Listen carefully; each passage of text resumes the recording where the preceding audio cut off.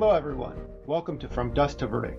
I'm your host, James Nevin, a partner at the law firm of Brayton Purcell LLP. This podcast is dedicated to the epidemic of accelerated silicosis in artificial stone countertop fabrication workers.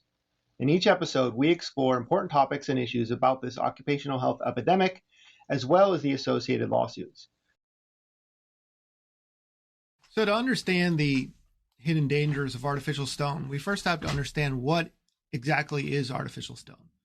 So artificial stone, also known as quartz or engineered, composite, synthetic, and similar names, is essentially a stone slab that looks just like a natural stone slab. So it might look like granite or marble or slate or porcelain, but artificial stone is very much artificial.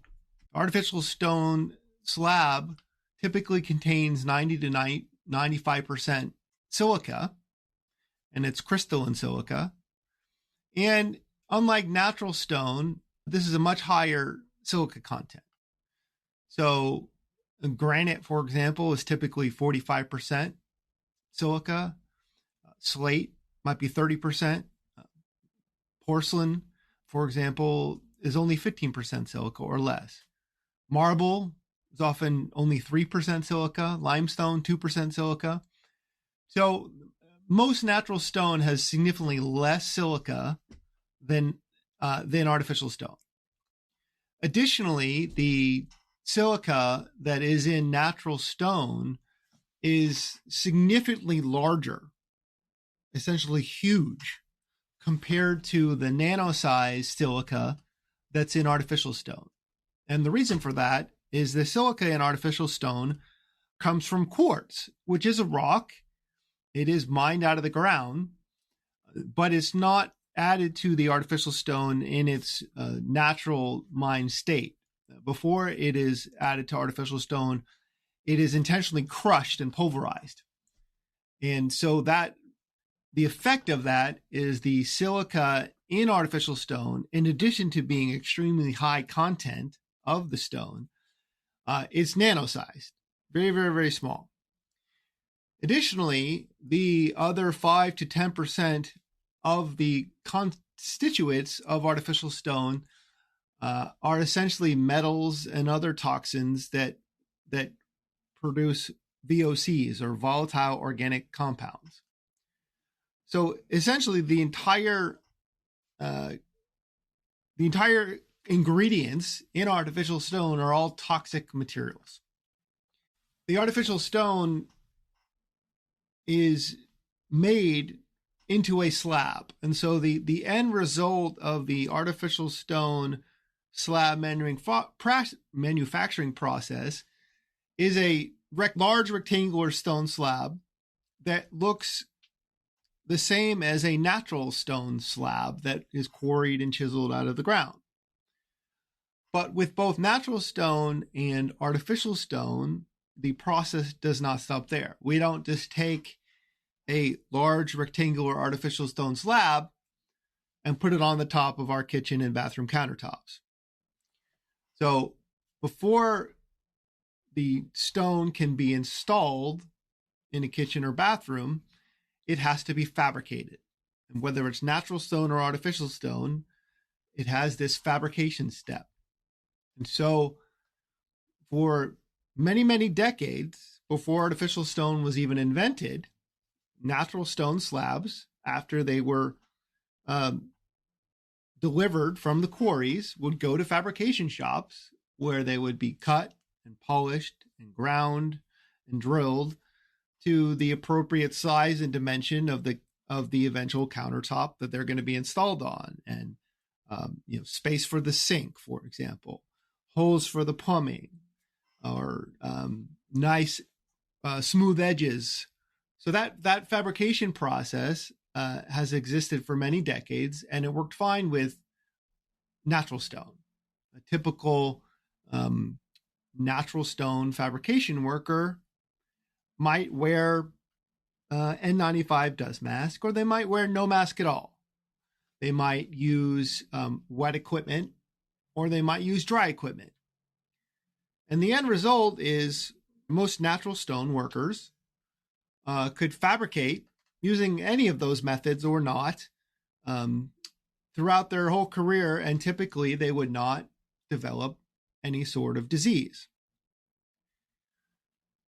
Because artificial stone was then introduced into the market, into the same existing fabrication process. And the artificial stone slab manufacturers and suppliers allegedly introduced this product into the fabrication market without any warnings, without any special training, without any acknowledgement that artificial stone is in fact different than natural stone. And it's different to the fabricators because of the high content silica, because of the nano size of the silica, and because of the other toxins that are included in the artificial stone. The end result of that is when fabricating artificial stone rather than natural stone, the fabrication workers are exposed then to an extremely high level of nano-sized silica fibers and other toxins that they then breathe in.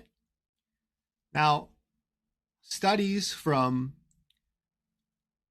OSHA, from NIOSH, which is the scientific wing of OSHA, the organizations that we have federally to protect workers in the workplace, and Cal-OSHA, which is the California version of OSHA, and every state has their version of OSHA. And say, for example, studies at Georgia Tech, studies out of Australia from SafeWork Australia, and other organizations, medical organizations in Australia, essentially studies from all over the world, including, actually most recently, studies funded by the Natural Stone Institute and the ISFA, the International Service Fabricators Association. Both of them are lobby organizations funded by the artificial stone manufacturers and suppliers. A recent study from them out of Yale came to the same conclusion as the studies from NIOSH and Georgia Tech and Australia, which, in short, what these scientists have found that when a fabrication worker is fabricating artificial stone, if they're using dry methods, the levels of dust that they're breathing in are in extreme excess of the OSHA PELs. But also, when using wet methods, which are the dust control methods recommended by the artificial stone slab manufacturers and suppliers, so wet methods being wet equipment, for example, wet saws and other wet tools. When using wet equipment to fabricate artificial stone, unlike natural stone, all these studies, including the studies out of Yale from the slab manufacturers, have found that the levels are still far above the PEL, even with wet methods. The PEL, also known as the permissible exposure level, is a level that OSHA sets, and other global organizations have similar levels that they set throughout the world. But the PEL specifically is the level that OSHA sets of allowed level of any toxin or carcinogen in the workplace. And they have this for many, many different toxins and carcinogens. So, for example, there's one for asbestos. There's one for beryllium. There's one for benzene. But in focusing on the PEL for silica, the PEL for silica, just like PELs for other toxins and carcinogen, is not intended to represent a safe level. It's simply a regulatory level, a compromise between scientists and industry, where scientists will say, the level should be 0, and industry says, well, you're going to put us out of business. And so they compromise at a level and say, well, okay, the level at least has to be below this. So the PEL for silica, first off, is not a safe level. It's also a very old level. It was established long ago based on natural stone. So it wasn't even designed to address artificial stone. But even applying this out-of-date level that is still too high and is still not intended to be a safe level, when fabricating artificial stone, even with wet methods, the levels are above that. But the problem is that at this point, every geography, so pick a country, pick a state, pick a city, on a various different timelines, artificial stone has displaced natural stone in the market. Because to a consumer wanting a beautiful kitchen or bathroom countertop, artificial stone generally is a little bit better than natural stone. It's not actually cheaper. However, it's more durable. It's more scratch resistant. It's more uniform. It tends not to crack. And so consumers, not knowing the risk to fabrication workers by the introduction into their fabrication shop of this artificial stone product instead of natural stone, a consumer doesn't know that it's posing a risk to workers, so the consumer prefers that product. The end result is that many fabrication shops no longer fabricate any natural stone, or to the extent that they still fabricate natural stone, it's much less natural stone.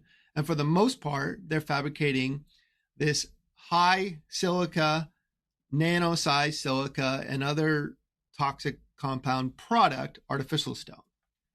So the end result of that, according to numerous peer-reviewed published medical literature from around the globe, is there has been not just an epidemic, but a pandemic of accelerated silicosis among artificial stone fabrication workers.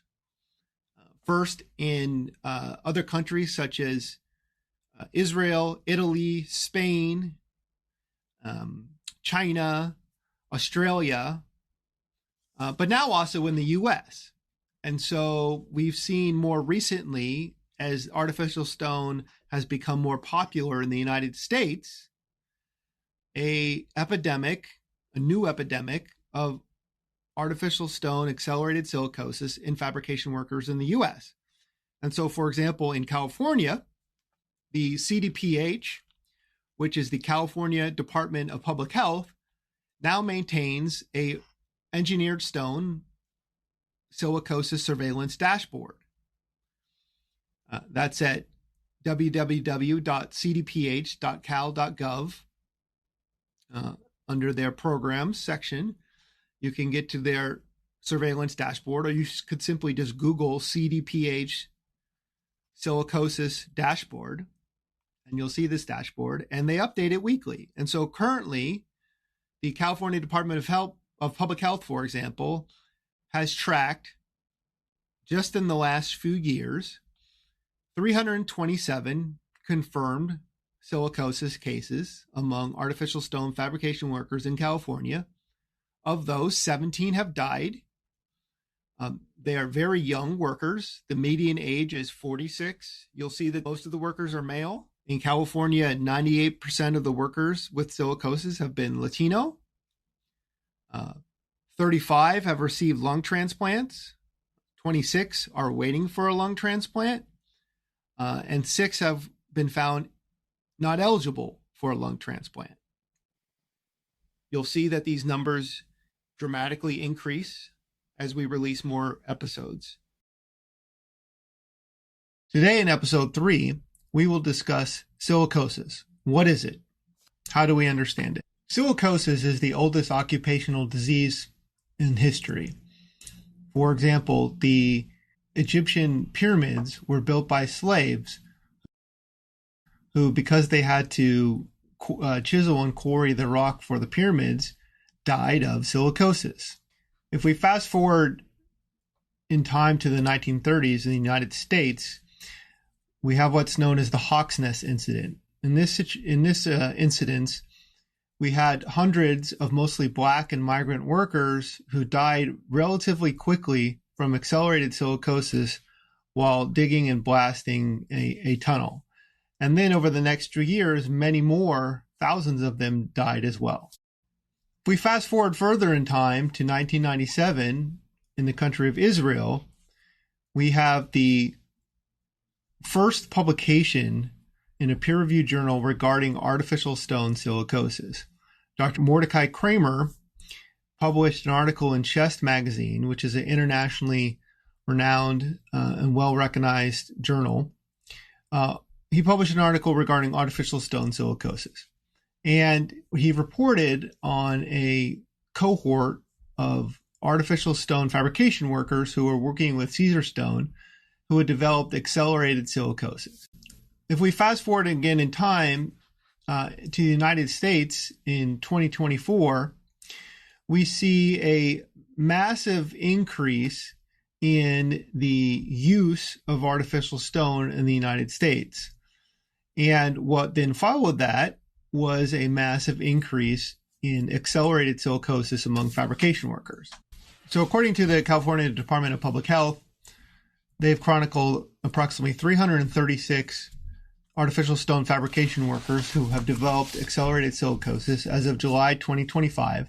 And of those, 41 have received a lung transplant, 35 are on the transplant list waiting for a lung transplant, and 19 have died waiting for a transplant, and approximately 8 have been found to be ineligible for a transplant, but they need one.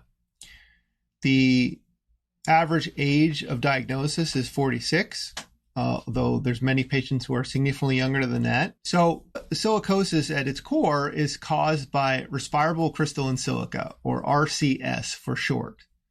This means that silica is simply very small particles that the most common way that we can think about it is beach sand is very large silica.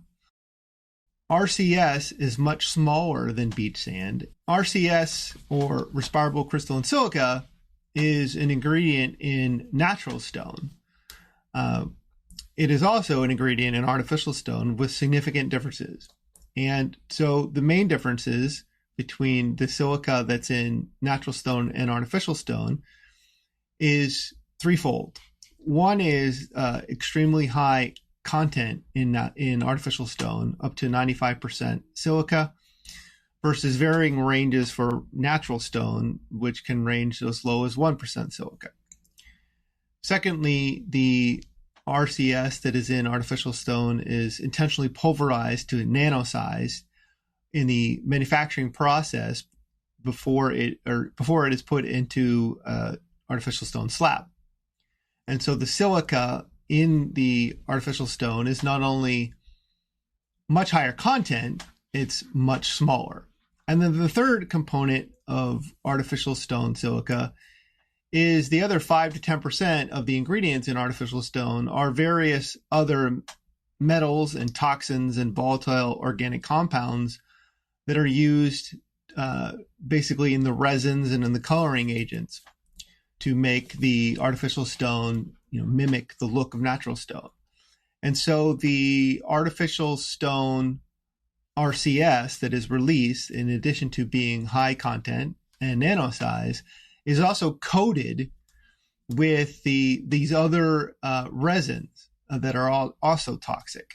And so this sort of toxic soup of specialized RCS that is released from artificial stone is causing accelerated silicosis. And so we breathe in through our nose and our mouth, and the air gets down into our lungs and gets down into what's called our terminal bronchioles. One way to think about it is like an upside down oak tree. And as the branches of that tree get farther and farther out from the base, they get thinner and thinner and thinner. At those tips of the bronchioles, at the terminal bronchioles, we have what's called our alveolar air sacs. And the average adult human male has about 500 million of these. These alveolar air sacs is where our breathing occurs. So as we breathe in, the oxygen in the air that we breathe is diffusing across the alveolar air sacs into our capillaries to be transported around our body to, for example, metabolize our muscles. That process then releases carbon dioxide, which then goes back to the lungs through the alveolar air sacs to be breathed out, in and out. Oxygen, carbon dioxide going back and forth. The problem with silicosis is these alveolar air sacs become scarred over by the RCS, and therefore the scarred over alveolar air sac can no longer do its job.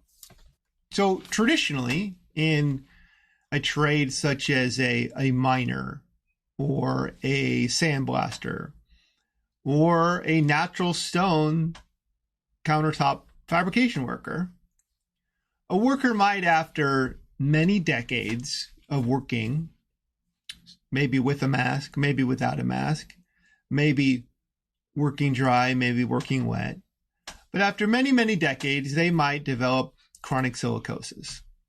And this is an example of what chronic silicosis looks like under an X-ray on the left and on the right side under a CT scan.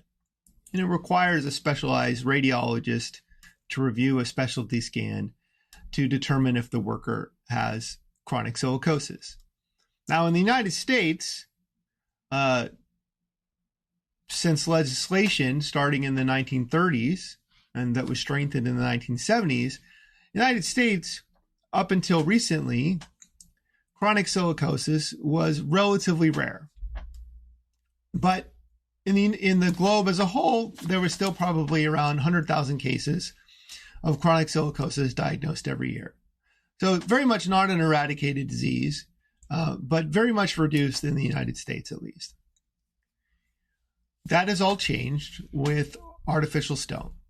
The first stage of silicosis is called lymph node silicosis. This is the most minor stage. Most treating doctors are going to miss it.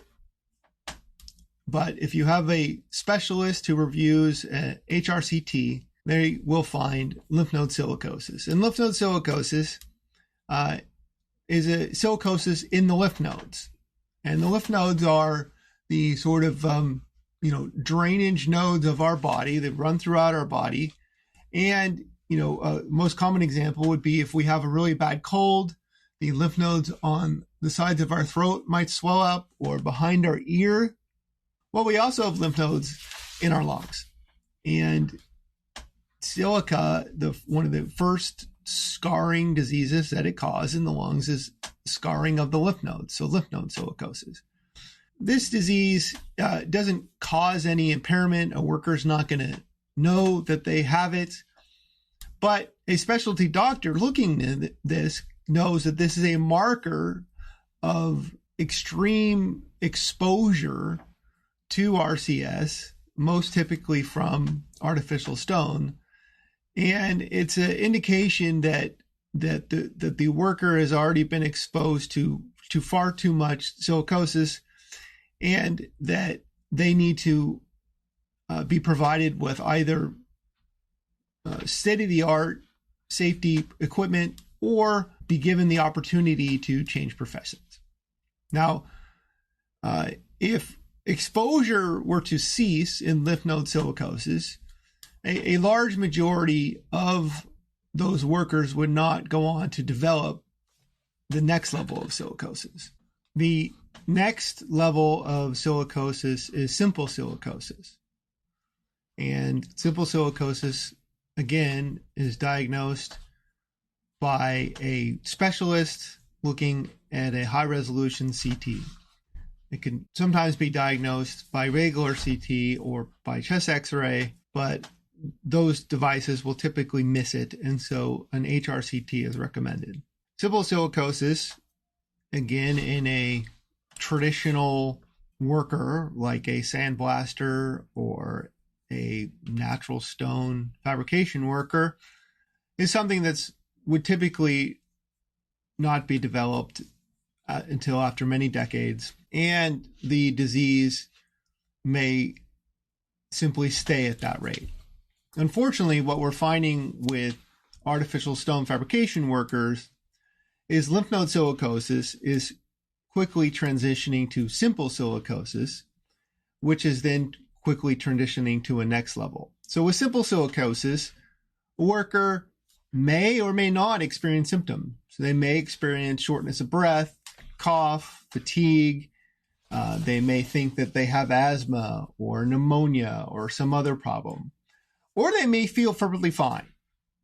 So in an artificial stone fabrication worker, simple silicosis is typically going to quickly progress to complicated silicosis, also known as progressive massive fibrosis, or PMF.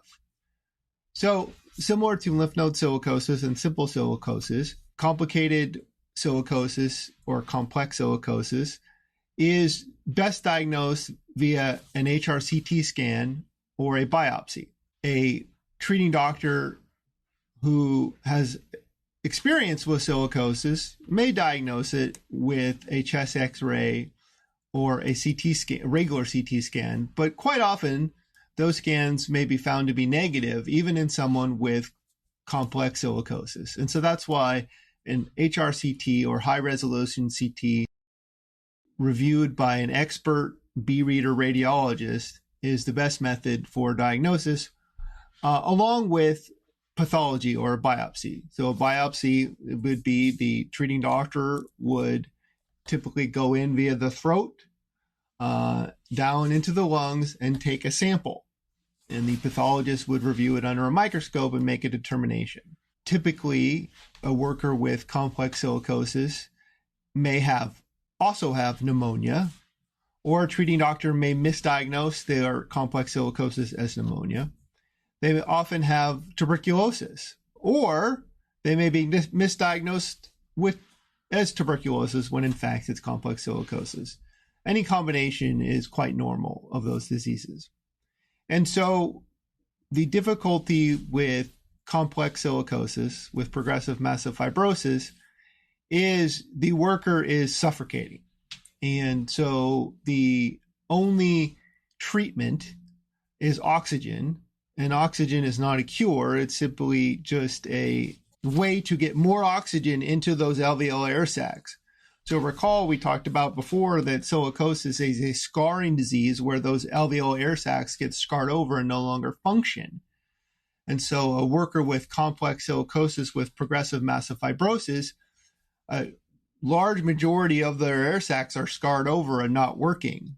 And so oxygen health, because it increases the oxygen concentration in the alveolar air sacs that are still working, because it's providing a higher amount of oxygen than is in the normal air. The problem, of course, is that the worker is now tethered to 24/7 oxygen, and essentially their mobility is the length of the oxygen cord that is attached to either their tank or a concentrator. Whether the worker has lymph node silicosis or simple silicosis or chronic silicosis, or even complex silicosis, that is a very slow disease progression in a typical worker. With artificial stone workers, what we're finding is the process is accelerated. So we have accelerated silicosis. And so the worker is quickly going through the stages from lymph to simple to complex with progressive massive fibrosis in an accelerated fashion. And so a disease that might take decades in a typical worker, and in fact, the worker typically would not live long enough to develop the disease. In an artificial stone worker, the accelerated silicosis is developing within months to a few years. With accelerated silicosis in artificial stone workers. In addition to that, we see what's called acute silicosis, also sometimes known as PAP. Now, acute silicosis is very similar to complex silicosis with progressive massive fibrosis. The main difference is with acute silicosis, or PAP, the worker also develops fluid in their lungs, which makes it even harder to breathe because in addition to the scarred over alveolar air sacs, now their lungs have to contend to the fact that they're filled with fluid, right? Like someone might have with severe pneumonia. The second aspect of acute silicosis is that it develops very fast. And so a artificial stone worker, due to the very high levels of nano-sized silica coated with other toxins, the sort of witch's brew toxic soup that is exposing these workers, they can develop acute silicosis within only a few weeks or months of exposure. So whether the worker has complex silicosis or accelerated silicosis or acute silicosis or combination of any of those three, as I mentioned, that the only treatment is oxygen. There is no real cure. You could potentially call it a cure, but it's not fully a cure, which is a lung transplant. There's multiple problems with lung transplants being the cure for accelerated or acute or complex silicosis. The first problem is quite simply a donor needs to die with compatible lungs for a patient who qualifies to get the transplant in the first place. Secondly, the worker has to have access to competent medical care and specialized medical care because there's very few medical facilities that can even perform lung transplants. So, for example, in Southern California, there are 3 lung transplant possibilities. There's one in San Diego, but for example, there's none in Orange County. There's none in San Bernardino. So a worker has to be able to have access to medical care at a facility that can provide lung transplants in the first place. A donor has to die with compatible lungs. And the worker has to get on the transplant list, which means they have to qualify. They have to be sick enough to need it, but not so sick that they won't survive the transplant. So if a worker has access to a lung transplant facility and they qualify for a lung transplant, which means they're sick enough, but they're not too sick, and they don't have any comorbidities, such as being overweight or having HIV or having diabetes or significant cardiac problems, and a donor lung becomes available, then they may be lucky enough to have a lung transplant. The lung transplant surgery itself is a radical surgery. Many patients don't survive the surgery. Assuming they survive the surgery, it's many weeks to a few months of recovery from that surgery. And then most of us think of a organ transplant as sort of a one and done thing. And that might work with, say, a liver transplant or a kidney transplant. With your lungs, your body does not want those replacement lungs, and it immediately starts to try to reject those lungs. And so the lung transplant recipient has to take numerous medications, no exaggeration, around 50 different medications a day, including medications that are immunosuppressants to suppress the body's ability to reject those lungs. And even with those medication, the body over time is going to be successful in rejecting those lungs, such that on average, let's say 5 years on average, and with some people it may be 2 or 3 years, With some people, it may be 7 or 10 years, but on average, about 5 years, the body is going to be successful in rejecting those lungs. Then the worker either is going to die or they're going to need a second lung transplant.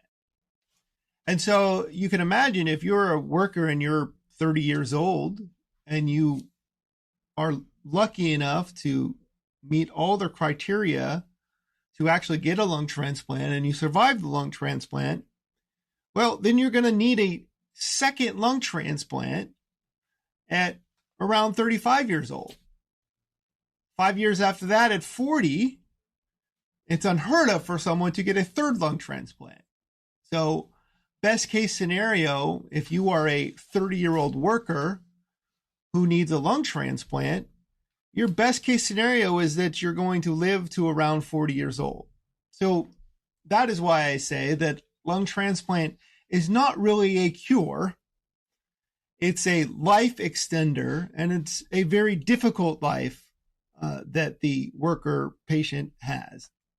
So the lung transplant as a supposed solution to accelerated or acute silicosis for an artificial stone fabrication worker is just not an effective solution.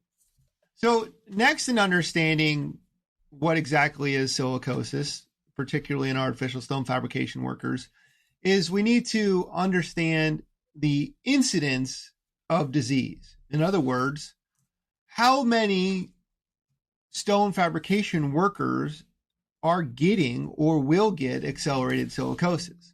So there's been numerous published peer-reviewed studies throughout the world, starting in 2011 and up through 2023, where various groups of artificial stone workers have been studied, different size groups, some smaller, some larger, and amount of time spent fabricating stone, and various tools were utilized, most typically either a chest x-ray or regular CT scan. And the studies noted the prevalence rate.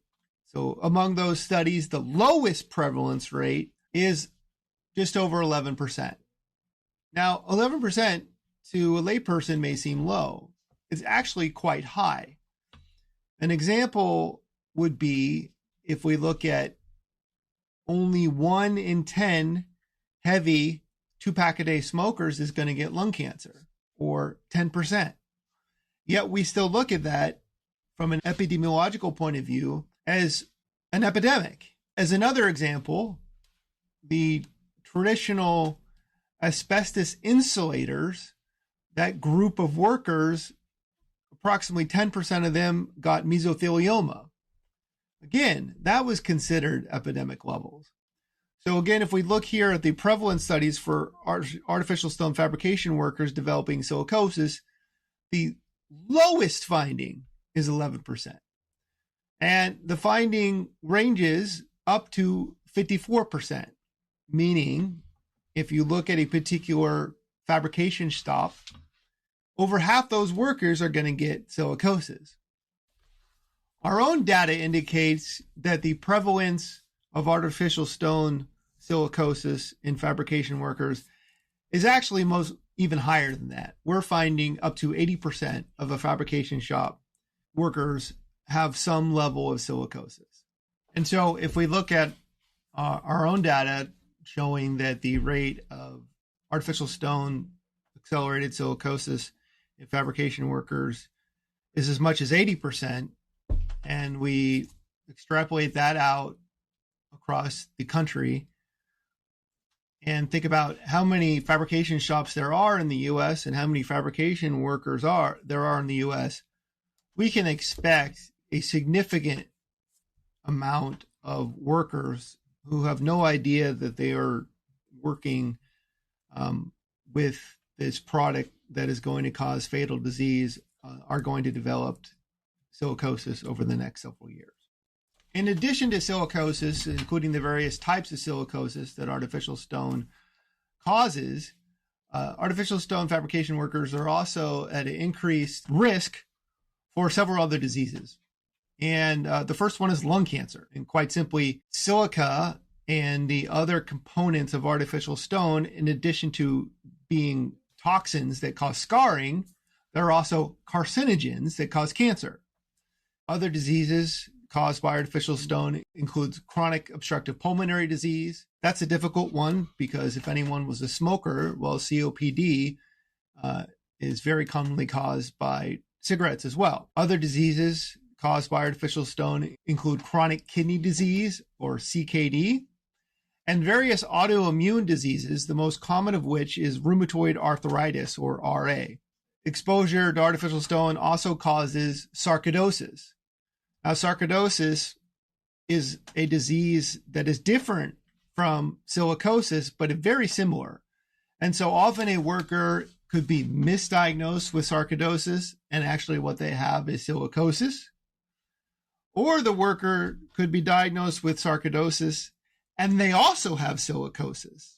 Like there's some specialists have coined a new term of ciliosarcoidosis to note the combination of the two in workers.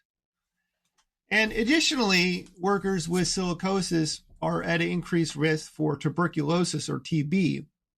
And so a worker with silicosis can have tuberculosis on top of that. Also, many workers with silicosis are misdiagnosed as having tuberculosis when they may have never even had that disease, what they had was silicosis. Silicosis can also leave workers subject to various other bacterial and fungal infections of the lungs. Today, we will discuss the hierarchy of controls and how those work, or in this case do not work, to prevent silicosis in artificial stone fabrication workers. In our last episode, we discussed the California Department of Public Health, and they have an online engineered stone silicosis surveillance dashboard. And at that point in time, in our last episode, they had documented 336 cases of artificial stone silicosis among these workers. Just this week, they've updated their dashboard to 358 workers. Just between our two episodes, a significant increase in artificial stone workers. Whether a fabrication shop is an incredibly unsophisticated, dusty, dry shop, or whether it's a more sophisticated wet shop, the issue is the worker breathing silica from artificial stone? And so in order to understand how a worker can be kept safe from silicosis, or really any other type of toxin or carcinogen in the workplace, we need to understand the hierarchy of controls. The hierarchy of controls is developed by the various health authorities, and this is the hierarchy of controls from NIOSH, which is the scientific wing of OSHA, the Occupational Safety and Health Administration. At the top of the inverse pyramid, the number one most efficient, best method to protect workers from disease, and in this case, to protect artificial stone workers from silicosis and similar diseases, is elimination. Elimination of the hazardous substance. So in this case, with artificial stone, eliminate the high silica content, nano-sized silica, and other toxins and carcinogens that accompany artificial stone. And so, for example, the best way to eliminate that would be, for example, to use natural stone. That would eliminate the nano-sized, high-content silica coated with other carcinogens and toxins that the workers are breathing in when fabricating stone. In order to do that, the manufacturers and suppliers of the artificial stone slabs have to stop including this product in what they're selling. The second best method is similar to the first method, and that is simply substitution.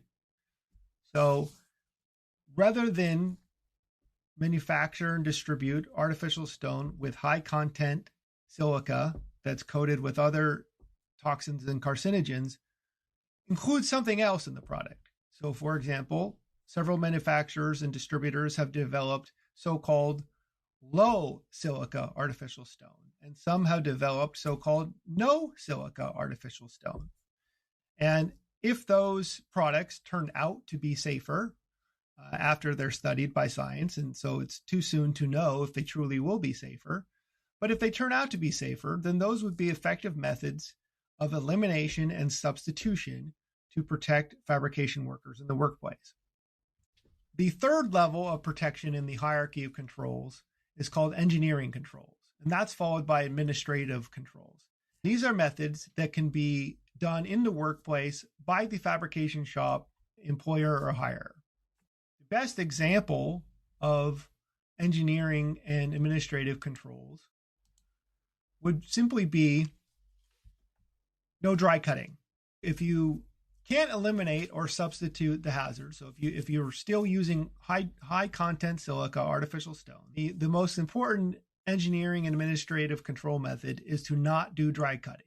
Dry cutting releases the most amount of dust that is going to cause workers to get disease on the fastest pace.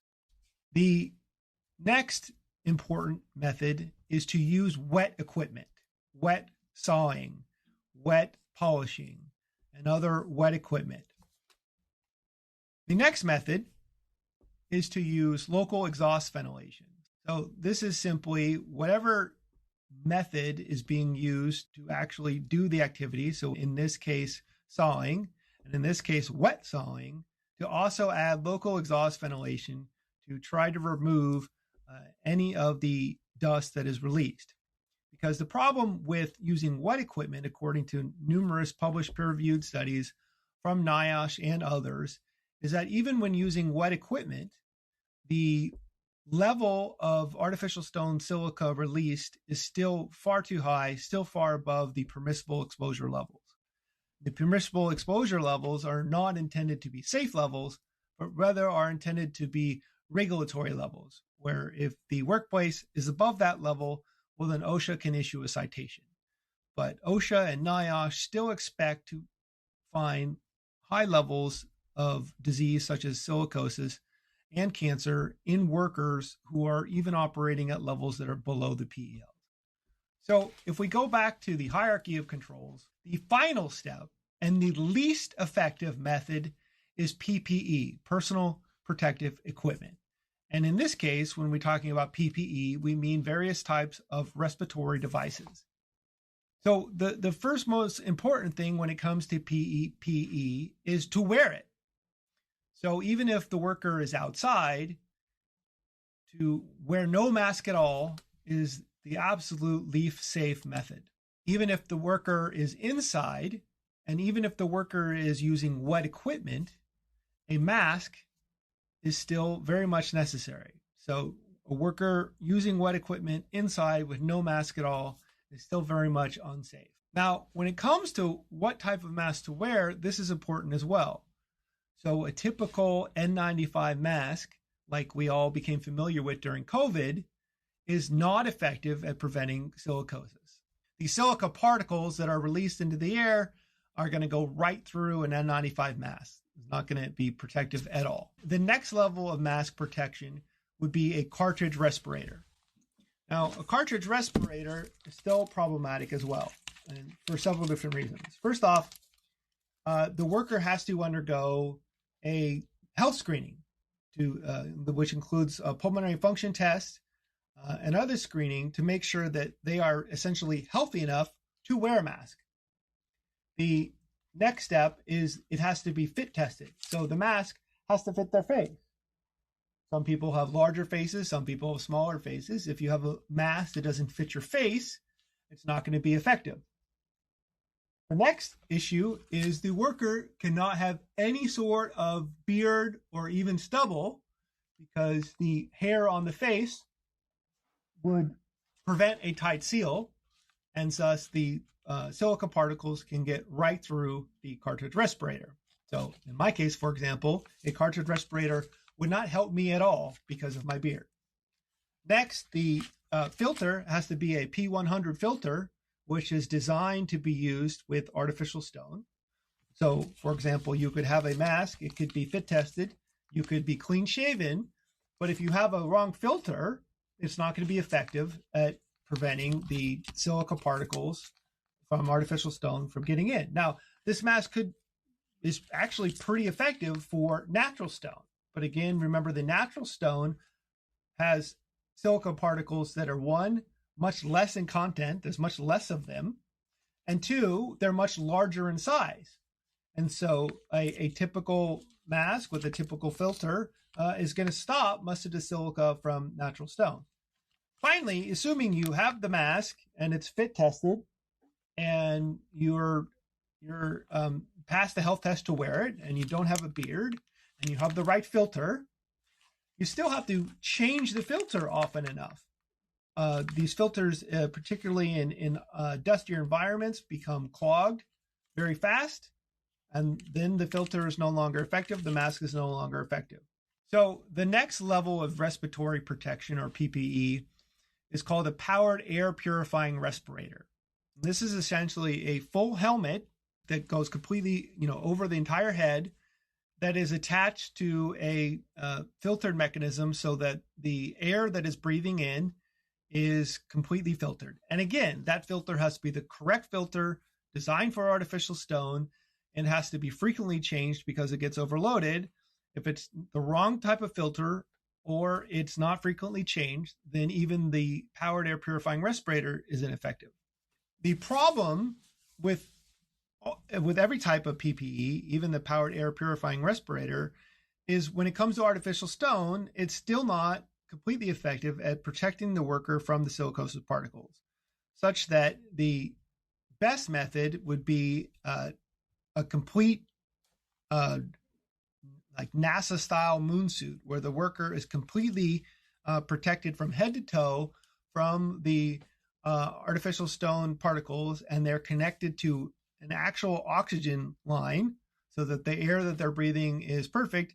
And other than that worker completely protected, everything else is robotic equipment.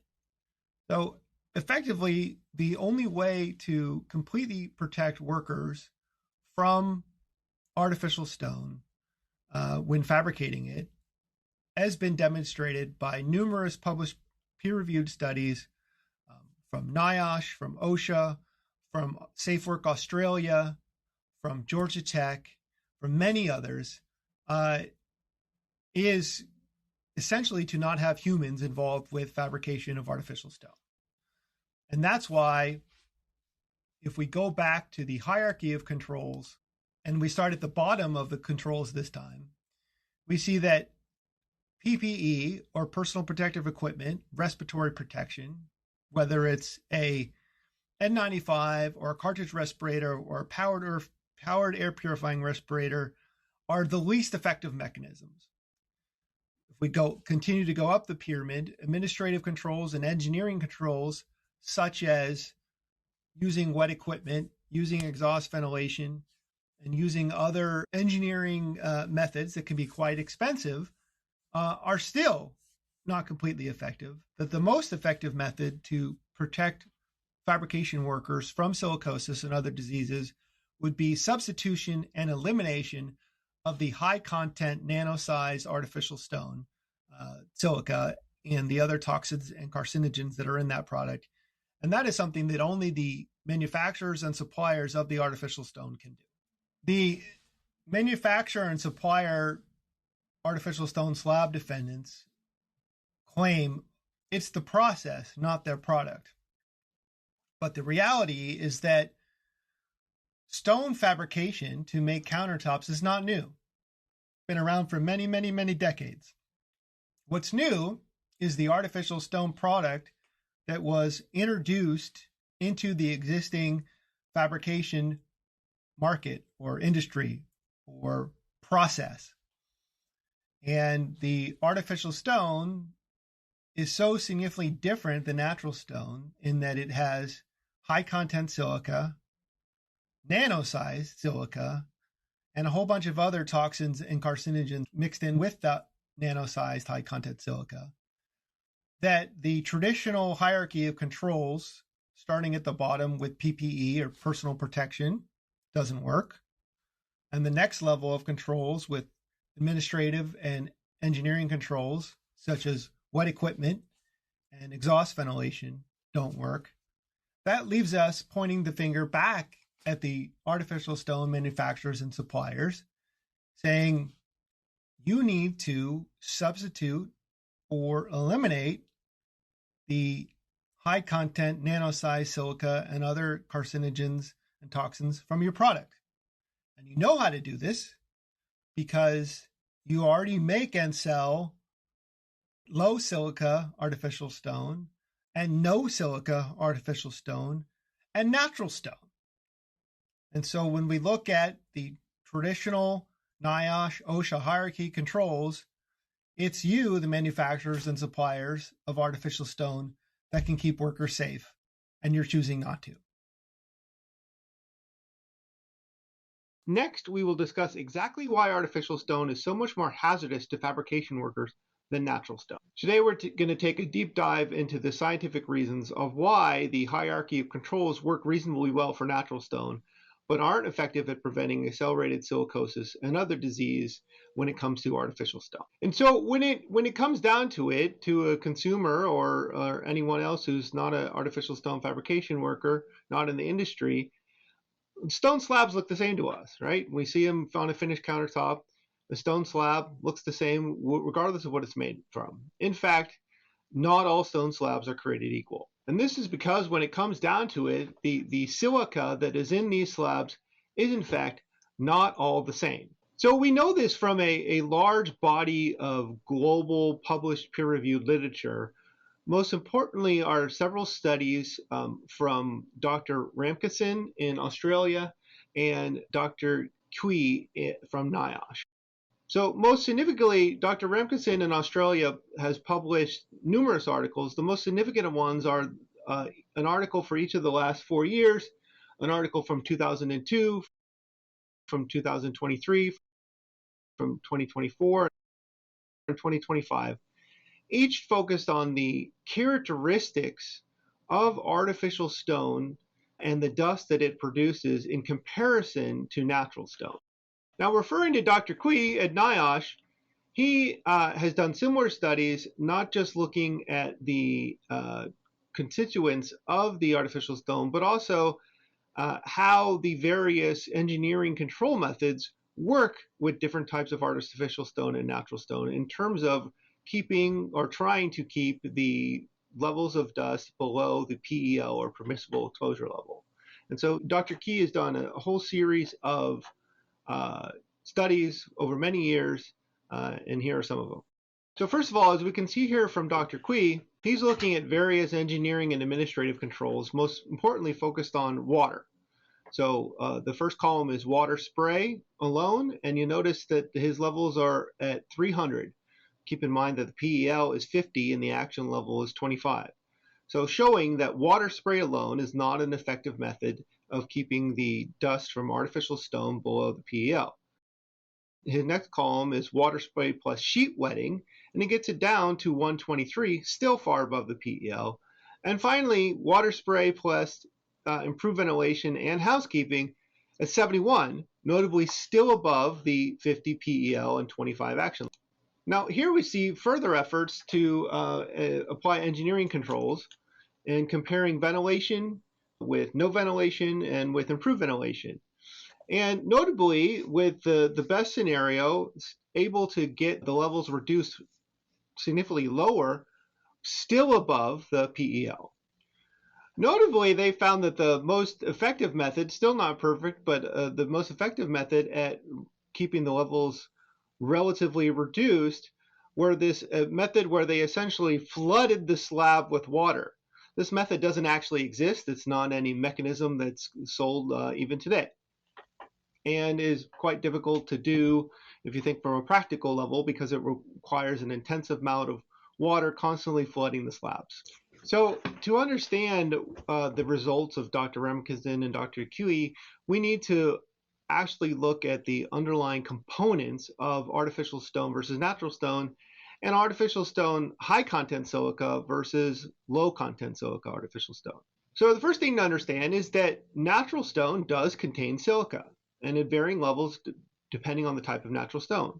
So for example, marble contains less than 5% silica, granite contains less than 45% silica, as compared to high content artificial stone, which is 90 to 95% silica.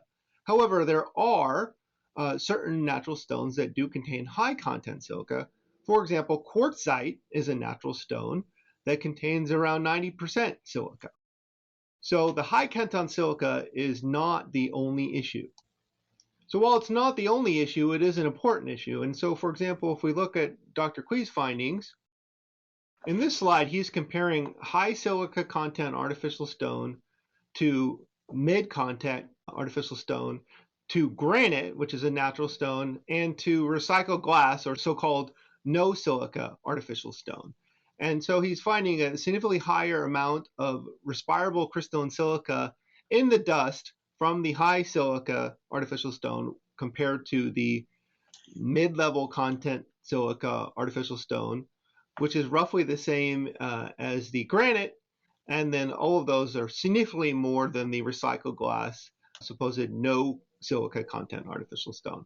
So just looking at the level of respirable crystalline silica produced from the stone when it's cutting, we see rather obviously compared to the content is that the highest content artificial stone is going to produce the most silica dust, and the reduced content artificial stone and natural stone is going to produce a mid-level of silica dust, and the no content artificial stone is going to produce almost no silica dust. So content is the first factor. The second factor is the size of the silica being produced. And to give you context, think about the size of salt, common table salt, which is about 100 microns. Okay? To actually be able to inhale a particle and have it be respirable down into your lungs, the largest that can be is 10 microns. So 1/10 the size of one table salt grain to be able to even breathe it into your lungs in the first place. Another way to think about it is that one human hair is about 50 microns. And again, for something to be breathable, respirable into the lungs, it has to be smaller than 10 microns. So now keep in mind that 10 microns is actually still quite relatively large when it comes to our lungs and breathing. And we get down to what's called ultrafine particles at 0.1 microns. And even those are still larger than the typical silica dust produced from artificial stone, which is typically 1/100th or smaller of 0.1 microns, nano-sized. So when artificial stone is made, it's made with quartz, which is a natural stone that's mined out of the ground, but then it is crushed and pulverized to nano-size before it is then mixed in with the other ingredients to make the artificial stone. So the end result is that the silica particles that are in artificial stone are so much smaller than the silica particles that are in natural stone. And when it comes to breathing, the smaller it is, the worse it is for you, because your body's defense mechanisms are pretty good at stopping large particles from getting through. It's the small stuff that gets through. That gets through the mass, that gets through your throat, that gets through your bronchial defense mechanisms and causes disease. And so that's the second factor that we know from Dr. Qui, Dr. Remkinson, and many other published peer-reviewed authors around the world on why artificial stone, as compared to natural stone or no content artificial stone, is causing such accelerated silicosis. So the first factor was the high content in artificial stone of the silica. The second factor is the nano size of that silica in artificial stone, whereas compared to, say, natural stone, for example. So, for example, quartzite, like artificial stone, has very high content silica. However, the size of the silica in quartzite is humongous compared to the size of the silica in artificial stone. So the third factor that we know from these published peer-reviewed studies is the other components of artificial stone. So the other components of artificial stone, so if we're talking high content artificial stone, the other 5 to 10% of the ingredients are metals, aluminums, copper, iron, magnesium, and various volatile organic compounds, otherwise known as toxins. So these toxins and metals combine with the silica in artificial stone to cause disease. And so what Dr. Remkinson is finding is that in artificial stone, the other ingredients, the volatile organic compounds, the metals, are often coating the silica dust that is released during fabrication. And so if you can think of an analogy, it's kind of like throwing gasoline on a fire. Like the only thing worse than a toxin and a carcinogen is combining it with another toxin and carcinogen. And conversely, Dr. Remkeson finds that in the non-artificial stone, the silica that is released, and again, it's not as small, it's much larger, it often is coated with relatively benign other constituents of natural stone. In other words, the silica released from natural stone is lower in content typically, but even with something like quartzite, where it's high in content, just like artificial stone, it's smaller in size than the nano-sized artificial stone, and often it's coated with a something that is benign, that is non-toxic to the body, because natural stone contains more than just silica; it contains other natural components. And so those natural components, Dr. Remkeson found, are essentially coating and enveloping that otherwise toxic silica particle. And so these three reasons, high content, nano size, and the other toxins and carcinogens in artificial stone as compared to natural stone or mid-content artificial stone or no silica content artificial stone, show us why the high content artificial stone is causing so much artificial accelerated silicosis and other diseases in fabrication workers when we haven't seen that level of disease in workers before. Another way of saying it is the process of artificial stone fabrication has been around for a very long time. And that process hasn't changed, and it's gradually improved over the years with better safety mechanisms, with masks and wet equipment and so forth.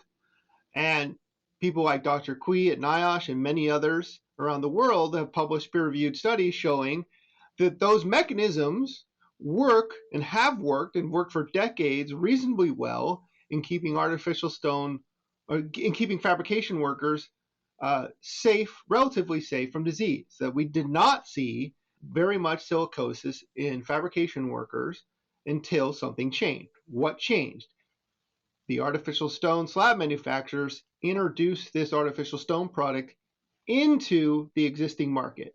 And so fabrication workers went from fabricating natural stone to fabricating this artificial stone with no warnings that this was something different. And in fact, being told up through today by the slab manufacturers that the various engineering and administrative control mechanisms recommended for natural stone, they're being falsely told that those mechanisms work with artificial stone. But we know from the studies of Dr. Cui, Dr. Remkeson, and many others throughout the world that in fact, when they actually are looking at these methods under a microscope and looking at the dust that's produced and looking what's in the dust and looking at the amount of the dust, they see that the levels of dust produced, even when using these protective methods, when fabricating artificial stone, are still far above the PEL. And then what is in the dust is so significantly much more dangerous for the workers in the first place. This podcast contains subjective commentary and opinion-free speech intended to provoke thought and discussion. Investigative commentary intended to shed light on matters of public interest to inform the audience and encourage civic engagement, accountability, and transparency. Findings that are a result of diligent research, fact-checking, and analysis of publicly available material, including news reports, public records, interviews, personal research, experiences, published peer-reviewed medical and scientific literature, published governmental health authority regulations and findings, and other accessible sources. Any conclusions drawn reflect the creator's interpretation of that information and are presented in good faith, and are not intended to malign, defame, or harm the reputation of any individual, group, company, or entity, but rather are intended to be allegations acknowledged to be disputed by artificial stone slab manufacturers and suppliers. The speech herein is protected under the First Amendment of the U.S. Constitution. Litigation privilege, CA-CC 47B. Fair reporting privilege, CA-CC 47D1. Anti-SLAPP, CCP 425.16. And Fair Use Doctrine, Section 107 of the Copyright Act of 1976. This podcast and all content herein are exclusive property of Brain Purcell LLP and are protected under applicable copyright and trademark laws. Unauthorized use, reproduction, distribution, or exploitation of this content in whole or in part without express written permission is strictly prohibited. All rights reserved.